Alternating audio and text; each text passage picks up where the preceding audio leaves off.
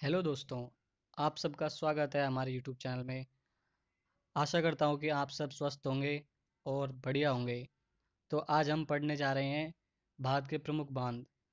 जैसा कि आप सब जानते हो कि बांध एक ऐसा टॉपिक है जो हर एक पेपर में बहुत खास अपनी इम्पोर्टेंस रखता है।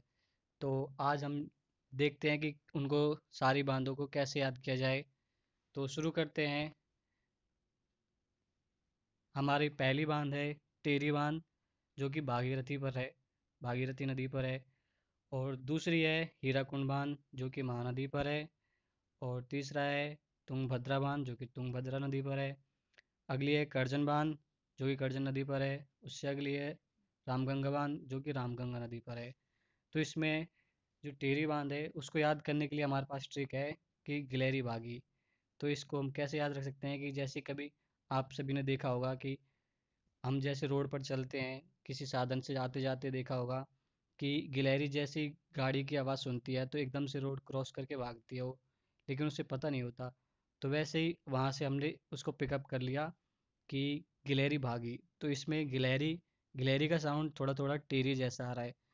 तो टेरी बांध हो गया और भागी से भागीरथी हो गया। अगला है हीराकुंड बांध।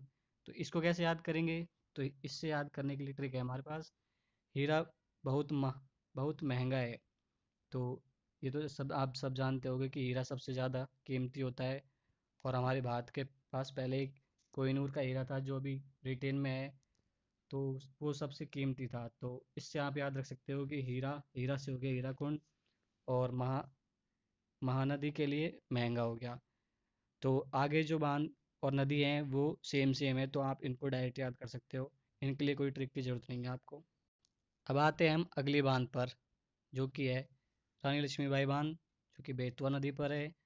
उससे अगली है कोयना बांध, जो कि कोयना नदी पर है। उससे अगली है गांधी सागर बांध, जो कि चंबल नदी पर है। उससे अगली है जवाहर जवाहर सागर, वो चंबल नदी पर है। और उससे अगली है राणा प्रताप बांध, जो कि चंबल नदी पर है। तो अब हम इसको कैसे याद करेंगे? तो इनको याद करने के लिए ट्रिक है हमारी। रानी लक्ष्मीबाई अपना बेंत लेकर चलती थी। यहाँ पर बेंत का मतलब है तलवार।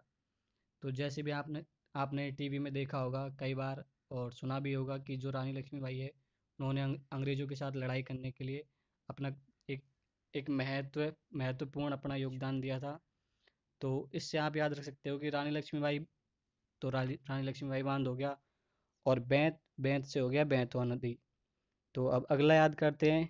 यहाँ पर चंबल नदी पर 3 बांध हैं, तो तीनों बांधों को हम एक साथ याद कर सकते हैं। तो उसके लिए हमारे पास ट्रिक है कि गांधी के प्रताप से चंबल में ज्वार उग गई। तो इसमें गांधी से गांधी सागर हो गया। और प्रताप से राणा प्रताप बांध हो गया। और ज्वार से जवाहर सागर हो गया। इसके बाद जो चंबल नदी में है तो चंबल नदी से चंबल नदी हो गया। अब इनको आप ऐसे याद कर सकते हो कि एक नदी पर तीनों के तीनों बांध एक साथ याद हो जाएंगे। अब हम चलते हैं अगली बांध पर। अगली बांध है इडुक्की बांध, जो कि पेरियार नदी पर है। उससे अगली है मेट्टूर बांध, जो कि कावेरी पर है। उससे अगली है नैयर बांध, जो कि नैयर नदी पर है। उससे अगली है सरदार सरोवर बांध, जो कि नर्मदा नदी पर है। उससे अगली है इंदिरा सागर बांध, जो कि नर्मदा नदी पर है। तो इनको याद करने के लिए हम एक ऐसे सोच सकते हैं कि जैसे हम आपने देखा होगा कि कई दोस्त एक साथ मिलकर ताश खेलते रहते हैं।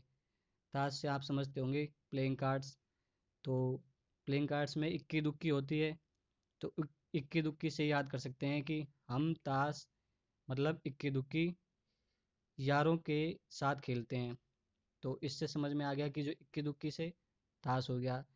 तो इक्की दुक्की यारों के साथ खेलते हैं तो यार यार से हो गया पेर यार।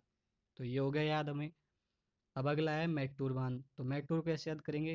तो मैटूर को हम मिट्ठू की तरह समझेंगे, जो मिट्ठू तोता होता है ना उसकी तरह। तो उसका फेवरेट फूड होता है मिर्ची। तो इसको याद करने के लिए सिंपल हो गया कि मैटूर बांध कहाँ पर है? कावेरी पर।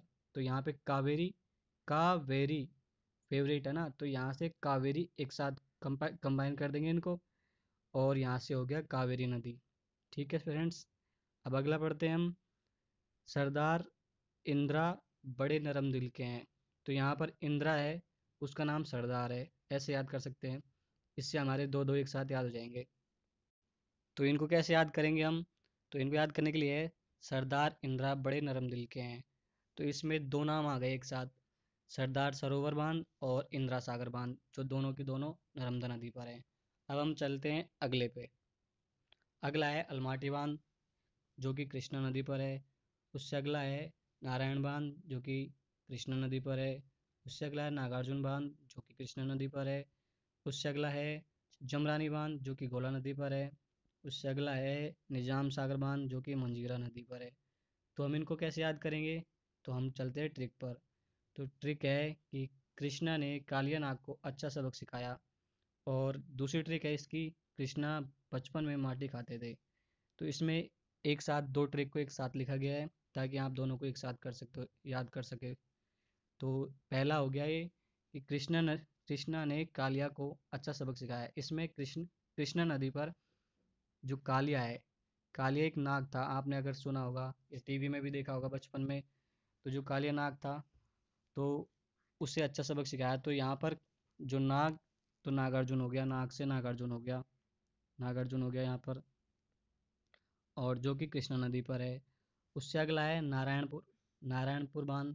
तो नारायण से आप सब जानते होंगे कि कृष्णा जो भगवान है हमारे, वो नारायण के अवतार माने जाते हैं। तो ये दोनों सेम हो गए, तो इनको याद करना इजी है।